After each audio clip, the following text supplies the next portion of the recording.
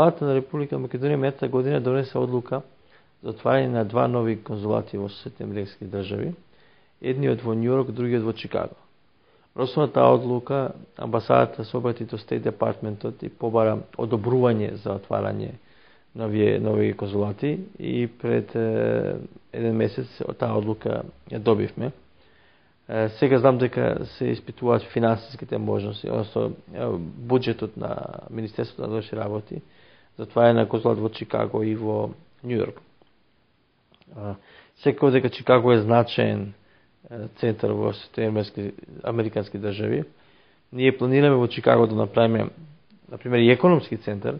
Ја баш со вице-премиерот Ставровски разговаравме за оваа есен, сакаме да направиме 3 бизнис форуми во Соединените американски држави, во текот на една недела, најверојатно ќе би понеделник, среда и петок, како ова. И една од локациите за која што размислуваме е Чикаго. Значи Чикаго ќе биде или оваа есен, или следната пролет за специјален бизнис форум, како што направивме во Вашингтон.